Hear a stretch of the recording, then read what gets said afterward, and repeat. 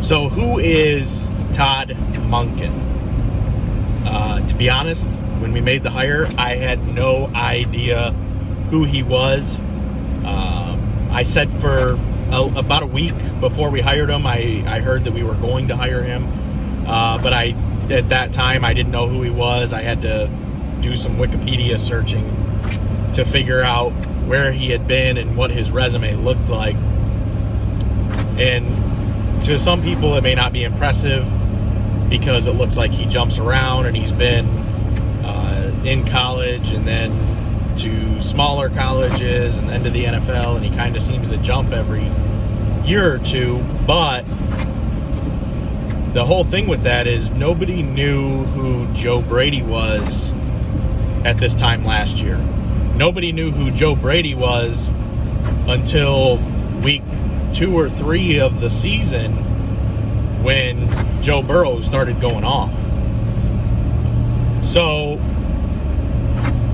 it's, I'm happy with the hire of Todd Monken. I think he is a offensive guru in a sense that he knows what he's doing when it comes to the spread passing game or the air raid offense.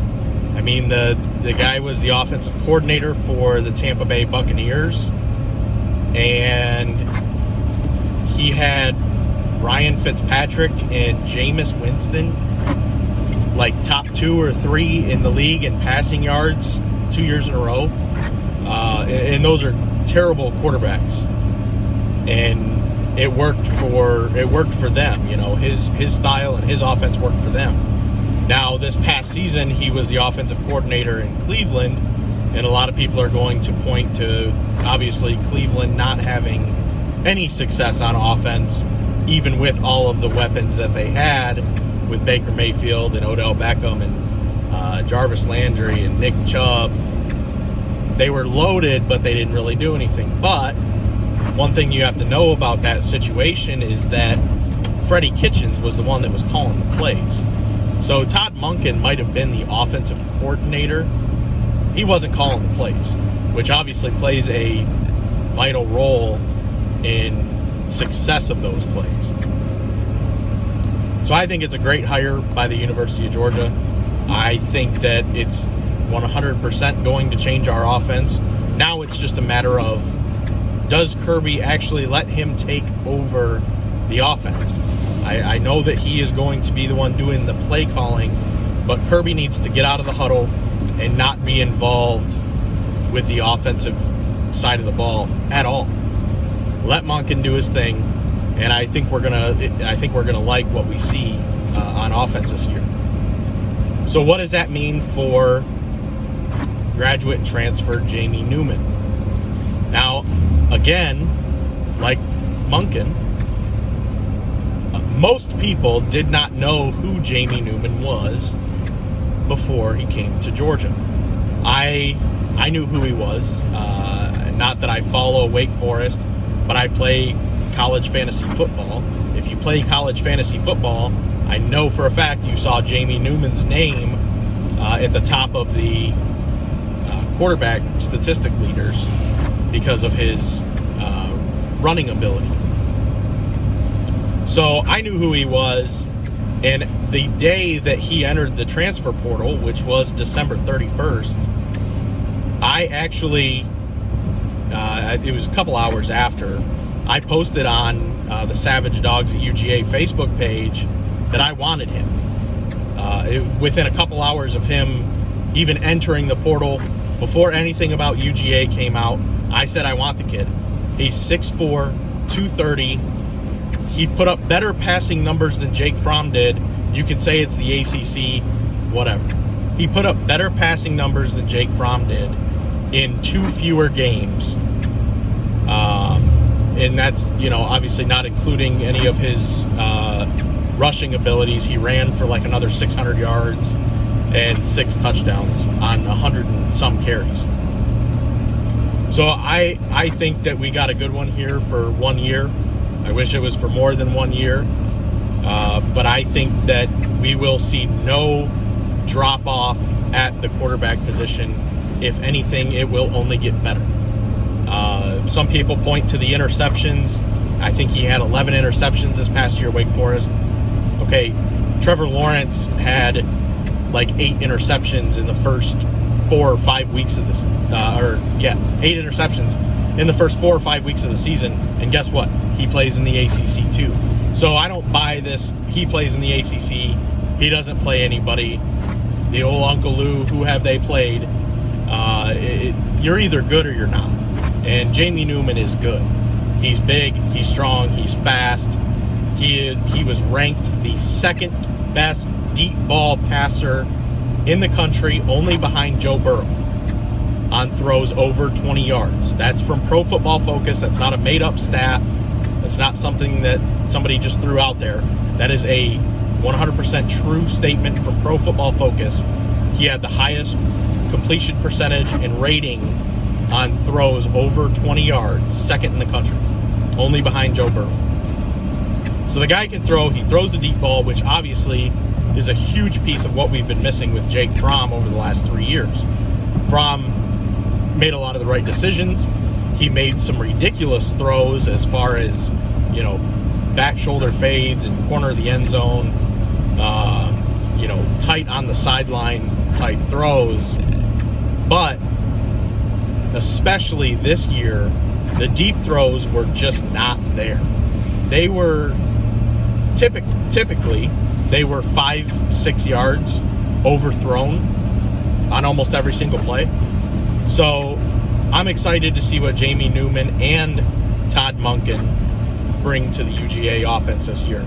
I think it is going to be completely different. I think we're still going to run the ball. That's never going to change at UGA. We're still going to run the ball. Zamir White's still going to get his. Kenny McIntosh is going to get his. Kendall Milton is going to get his. James Cook to be determined. We don't know what James Cook is going to do, where he's going to play, what position. But I think that we're going to see a huge change in the passing game. And to be honest, it's not going to be that hard to up what we did last year, averaging 30.8 points per game, only hitting 30 points once after Tennessee, I believe. Tennessee, Georgia Tech. So between the Tennessee game and the Georgia Tech game, and then after the Georgia Tech game, we didn't score 30 points. So we scored more than 30 against Tennessee. We scored 52 against Georgia Tech, I think. But in all those games in between, 5-6 games in between there, we didn't score more than 30 points. We didn't score more than 30 in the SEC Championship, and we didn't score more than 30 against Baylor in the Sugar Bowl. So you take out Arkansas State and Murray State, what's our points per game average looking like now? 20, 21. So losing Jake Fromm, demoting James Coley, bringing in Todd Monken, I don't see how it's even possible to take a step back offensively. I haven't broken down film on Todd Monken and all of his systems that he's had. All I know is where he's coached and the success that those offenses have had where he has coached. I don't know everything about Jamie Newman other than this was his first year starting at Wake Forest, and he had a pretty good year. He was hurt a couple times towards the end of the season, which obviously hurt his numbers a little bit. But all in all, he had a little over 3,400 total yards passing and rushing and over 30 touchdowns. Now, Jake Fromm has never done either of those. This was statistically Jake Fromm's biggest season as far as passing yards, and then last year was his best season in terms of touchdowns at 30. So I don't see how it's possible we take a step back. I think it's only improvements on the offense with the pieces that we have in place now, the receivers that we have coming in now. So I'm excited. I'm excited for what's to come. I'm not saying that we're going to turn into an LSU or an Alabama or in Oklahoma.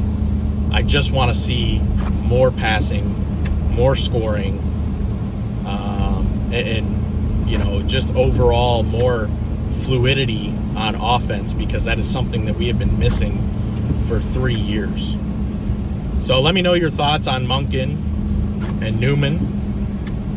The demotion of James Coley, who I've heard reports is no longer on the coaching staff. That was reported earlier this week. Haven't heard anything else on it other than the initial report of James Coley is no longer on Georgia coaching staff. But that was 4 or 5 days ago, and there's been nothing since. So I don't know if he's on. I don't know if he's actually going to fulfill that role of assistant head coach or not. But again, I'm excited to see what's going to happen. So let me know your thoughts. And again, as always, thank you for watching. Like, comment, subscribe. We'll see you soon.